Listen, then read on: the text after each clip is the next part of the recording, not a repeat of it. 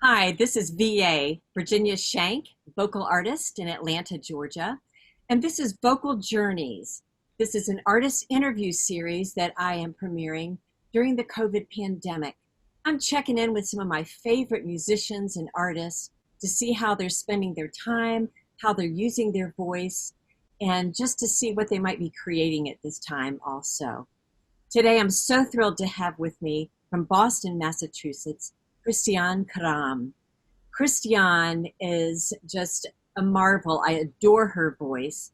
I think we originally met during some teaching around Bobby McFerrin when she was working with him. Um, in addition to teaching at the Berklee College of Music, works in many ensembles of her own. She's an award-winning songwriter and composer. She also, so many things that you have done, Christiane. You initiated the founder and leader of the annual Berklee Middle Eastern Festival and the Berklee Music and Peace Initiative. And I love what you have to say here, that sound is vibration, and the human voice in particular, when sung from a place of truth, has an incredibly intimate and healing ability to communicate emotion, tell a story, and transform lives. Welcome, Christiane. Thank you, Virginia. It's such a pleasure to be here. Oh, it's so great to have you. So how are you doing? I'm good. I'm actually good. Yeah, I think when you've been around the block for a little while and you've weathered a few storms, you develop tools, and this is it's a wonderful, one of the many blessings of time, Yeah. and uh, and I find myself, in a familiar and unfamiliar place. And I've been focusing on staying with it and staying alert and listening to what wants to come and what this time is teaching us. And I've been putting a lot of whatever time and energy I can spare into supporting and holding space for anyone who might be having a harder time than I am. Oh, I love hearing that, and I know that's true of you. You just I know teaching is just one of the many things that you do, um, but you just have completed the Berklee school year. Hmm. Um, were you to be on tour this summer, or what's changing for you? Yeah, a lot. I mean, obviously, this is a very big wave. It's a big storm we're all weathering together from our different vantage points. And especially for us musicians, um, a lot is changing that is longer term, not permanent, but perhaps longer waves. And so yes, I was slated to go on tour this summer, as I have for many years, and of course it was all canceled. And again, it's there are some struggles associated with that. There's obviously emotionally a lot to let go of for us in terms of the formats that we cherish so much, that we have come to, you know, maybe even take for granted a little bit. And so there's definitely some emotional work around that. There's the very financial reality of having months worth of work being wiped out, um, and all the practical resilience that we need to have around that. And I also choose to see a blessing in it of having time to go inward and time to create differently and time to listen. I feel like there's a lot of listening um, that needs to be done right now, and there's something we're all learning at this time, again, from our different sets of circumstances and different vantage points. There's something valuable that's being voiced, even if we can't hear it as a voice. Um, and and and I'm choosing to sit in that space and create from there and be resilient from there, and trust that there is an offering in it, and that there is going to be rebirth, because that's what we do. That's what we're here for. Artists are perhaps the closest metaphor to that, but I think that's true for all of us, and we're all creators in that way. So I trust that good things are coming. I So do. beautifully said. I find myself similarly in that state of really wanting to listen, just deep, deep listening. And I almost can't have enough quiet. It's like if it's already gotten this quiet, let's just go a little bit further. Quiet, quiet, so I can hear my internal voice. I can listen to, just as you said, what's where to next, and how can I be a part of that? Um, are you getting any answers yet? Too soon to tell? Yeah, the first few weeks were really difficult. Were very tumultuous for all of us. Um, the panic, the uncertainty, and the actual fear, the actual threat, and the conflicting information and the conflicting energies around the information. That's a lot of conflicting layers. So I think we've all had to navigate that again from wherever we're at. Some people I love dearly have been much more immediately affected in terms of losing a loved one, or having to walk the walk of illness with a loved one. So we've all experienced this situation, and on with different levels of intensity and urgency. Um, but for many of us who have been through, something similar and different, but that retain some of the same properties, like war and confinement in those ways. Um, a lot of what happened at the beginning felt very triggering and very rattling in that way. Of really, you know, really, am I really here again?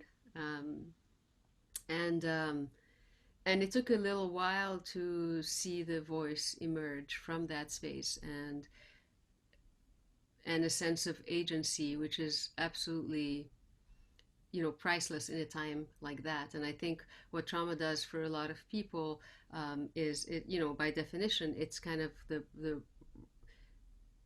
you're robbed from any sense of agency. And so perhaps the first time when all of this was happening to me, that's what my experience was. And after all the work I did around that, um, it was really wonderful to see that agency kind of just stand firm. It was very, um, it was a clear sign that the work had been done, but it was also a clear sign that there was a purpose to all of it, and that I could maybe now just be that voice for others who may be robbed of their agency at this time. And Well, so that's yeah, part of that's part of that has been part of the answer for me, of like, I'm okay because it is a similar situation, but I'm no longer in a similar place, so I can choose. Today I have the power of experiencing this differently. right. Um, yeah. Beautifully said. So for hopefully this format is bringing new ears to you and your work. And so Christiane, might we back up? Um, and I know a little bit about your past, but folks may not know that you're from Lebanon originally.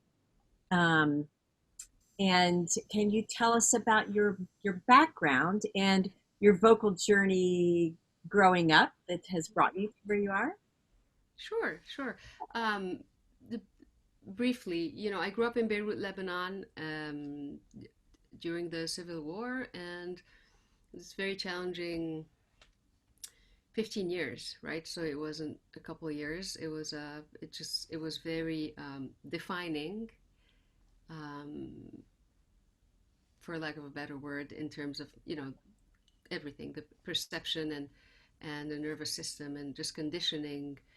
Um, I also come from, I'm half Armenian, half Lebanese, and there's the history of genocide on this my mother's side of the family, which is also, there's a lot of sacred around that too, but it's heavy. It's a lot. It was a lot of layers to navigate, um, and there was a lot of silencing around my voice, on many levels. Mm. Um, not the least of which, in where I come from, if you speak up or if you speak your truth, you're killed. That was kind of the paradigm. So there was a lot to peel away. There was a lot of work to be done around that, and my voice was, I'm still very passionate about science. I started out in the scientific field, in the medical field, and it's something I work with to this day, and as a holistic practitioner, and the work that I do, it's a side that I never really completely abandoned. Um, and I also write and I draw, and I paint, and I'm very visual, um, as an artist as well. So for the longest time, even when I left everything and came here and started over as a musician, I started as a composer and as a pianist. Part of me just couldn't get with my voice because it was just, where all the terror was lodged, and it was a very long journey, very long journey of, you know breaking that apart and rebuilding it from a place of, from a place of, grounded place of faith in what is. Sure. um, and so the voice for me is a very, very, kind of a sacred vessel of what connects us to the rest of ourselves in terms of embodiment. And to me, it's like the trunk of the tree. It connects us to the Right. sky and to our roots, and so to our body, to our earthly being, and to our place in the world, to our voice in the world. And so to me, it's a very necessary passage. And a lot of the teaching I've done and the workshops I've taught, around the world, work precisely with that, regardless of, um, you know, whether you're a professional singer or any of that. It's, as a human, your voice is what you you take space, you take up space with in the world. That's where you speak up from, and that's the vibration of that is what feeds your cells. So, um, so it's been a great, very treacherous journey, but also a great, great, just blessed road of exploring all those components. And just the more I anchor myself in it, the more I understand about it, the the freer I feel, and the more magnificent I feel it all is, the more reverence I have, um, for all of it. Um, I can't even imagine. I mean, the journey that you've had to travel with that. I know as a singer myself, just issues that come up for the voice because we're so vulnerable and things that I've worked through, but nothing compared to what and I mean, really. Yeah, comparison is treacherous too, because I think that I always say, like, we all have a war going on somewhere. Right. It's we're all, it's part of our nature and our condition, Mhm. and our education on this planet, Yeah. to weather storms and to stand up for ourselves. And it comes in different, shapes and forms. And And so, granted, of course, some are more maybe extreme than others. Some are more intense. Some are more, a little more complex. But it's all it's all the same place. And this is also, what I referred to in that quote you mentioned. The voice is an all connecting.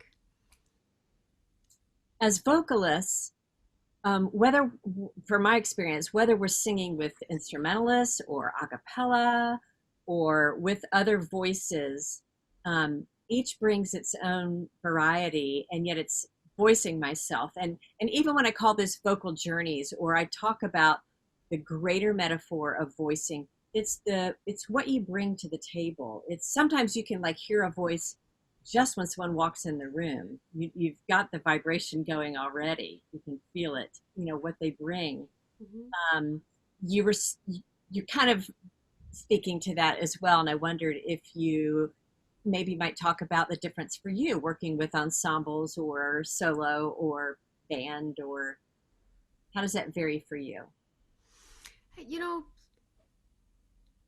not much, because to me, what again, one of the gifts of being in more extreme situations, like something as violent as a raging war, and witnessing, really, I have no other words for it except, unspeakable horror, right? Like some of, and also it's all, witnessing what fear can can generate in humans, in terms of the mindlessness that comes with blindly killing each other. It's pretty astounding. And when that happens, when you're very little, you ask a lot of questions. And so, coming from a very you know there was, on different parts of my family, there was a lot of science, and there was a lot of art, and religion was very big, because it was one of the driving forces behind the armed conflicts. Sure. So I always felt like I came from very conflicting truths, and I had to make them work together. Um, and so very early on, I started, and I think this is what saved me. I started kind of zooming out into considering what else could be there, that kind of possibly glued those things together in ways that we couldn't perceive. Right. And so what I learned was that whenever there's conflict, it just means that there's there or whenever pieces are there that feel like they don't fit, it just means that there are just pieces, other pieces that we haven't uncovered or understood yet. And so to me, and I think this is true of science too. Science is constantly contradicting itself and constantly revisiting truths and updating them based on new understanding. I think this is true of everything. And so to me, I see everything as just being, and so vibration and, atoms and molecules and all of that is, it's just a magnificent and huge dance Mm. of, Hmm. of a sum of particles, where Right. the whole is bigger than the sum of the parts. Yes. And we are just a bunch of organized particles, and that's everywhere. So I feel like the voice is kind of a shortcut into that truth that connects us with that dance. And when we're doing it alone, we're never doing it alone, because we're part of the dance. Mm.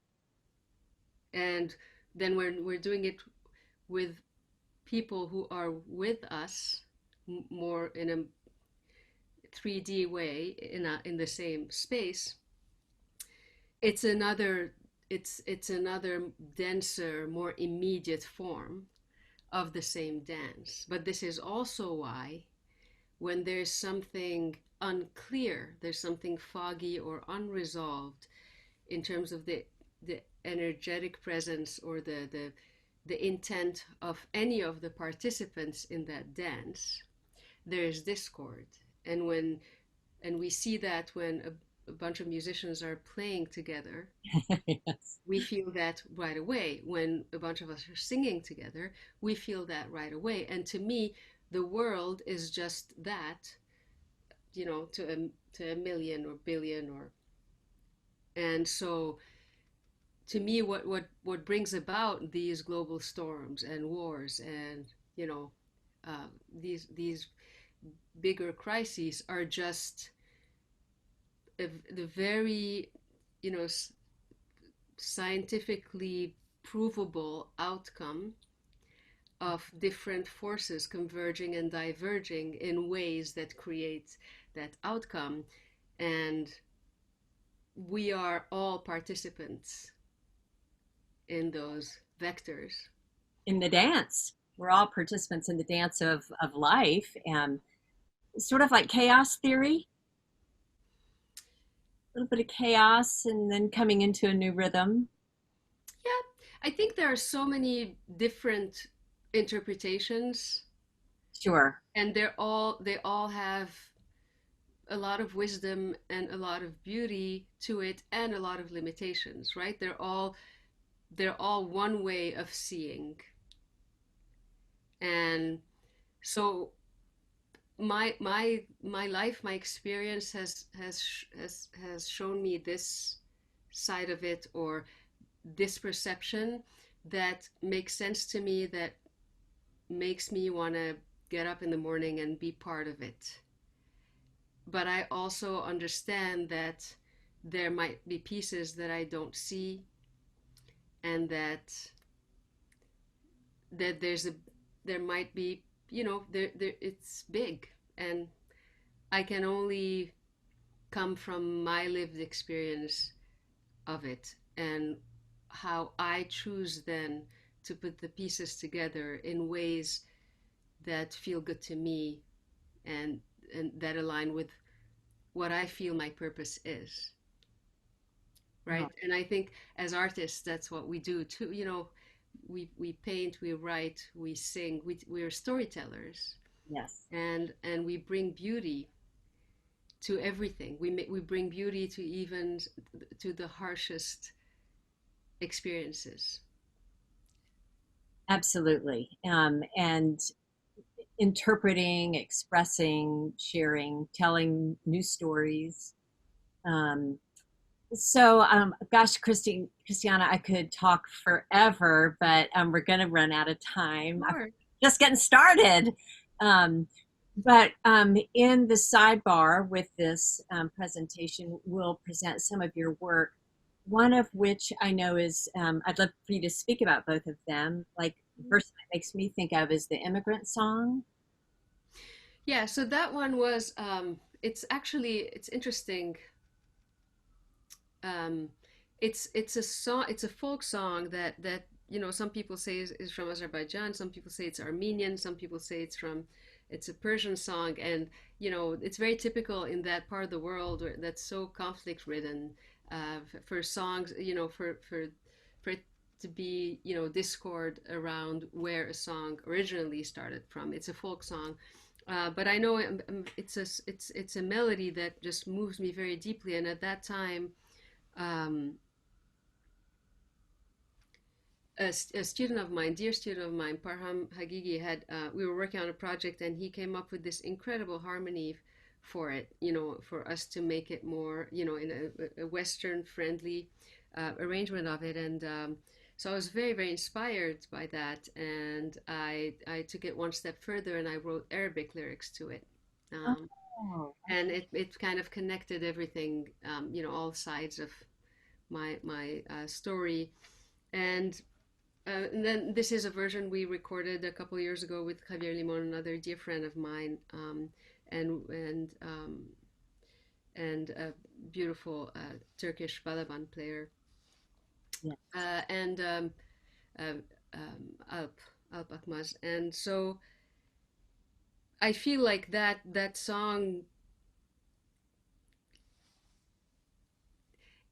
and what happens inside me when I sing is, for me, why I sing. and it's a very immediate, very intimate, and very sacred place of connection. And outside of that, it's interesting.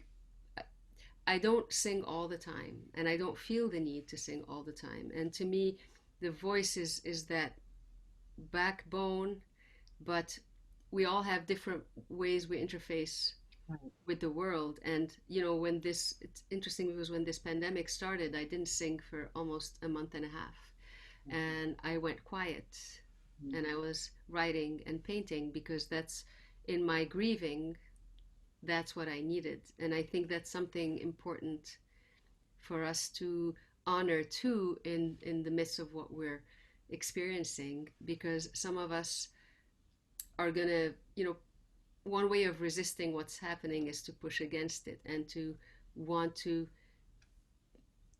push music and push the voice in ways that might not be time for it. We're going to make it through this time. Um, but it's okay if we retreat for a little bit and figure out different ways Yeah. while the answers come. And so, because I've had to do that a lot in my life, I'm okay with not singing Mhm. for periods of time. And but when I do, this is what I feel it is for. So tapping into that dance with a lot of it's almost like praying. Oh, nice. Yeah. What's that deeper listening? And hard to be just pushing out, you know, things that you're creating or sounds. I know I've felt that way too, that I've had to had lots of quiet, very little singing, just so I can take it in because I don't know what I'm singing about yet. Like, Yes, yeah, yes. what would it be? Hmm. Um, until that's clear. Well, the Immigrant Song is gorgeous, and I do compel everybody to listen to that. And another link that you supplied us with is your choir. Can you tell Yeah. us about that? And were a Latin Grammy nominee with this choir. Yes, we did. We were very lucky to work with a great flamenco singer. His name is Jose Merce, and through again Javier Limon, our dear friend and producer, and it was an incredible experience. And the album was nominated for a Latin Grammy a few years ago. So Fantastic. yeah, and this choir is one of my many babies that I very deeply care about. It's a labor of love, and it brings together um, incredible singers from all over the world. And what we do is we honor the traditions of the vocal traditions of the Balkans, which are, they have an incredible, inimitable choral tradition, Yes. and the way that the vocal production in those styles, and the way we stand next to each other, and creates kind of a harmony and coherence in ways that I haven't experienced with anything yet with people. Yeah. And it's extremely powerful, and it's something I'm very grateful we could do it for as long as we did. I'm not sure what the future holds in terms of choral singing. It might be a challenge for a little while. I'm still confident things will resume, and new things will emerge from this time that will make the experience even more meaningful when we emerge from it. But it appears that for a little while, singing in close proximity with others in close spaces might not be the safest thing. Right. So yeah, so I feel like it's good to it's good to immerse ourselves in the joy of what's there already, That's even though we might have to put that particular format and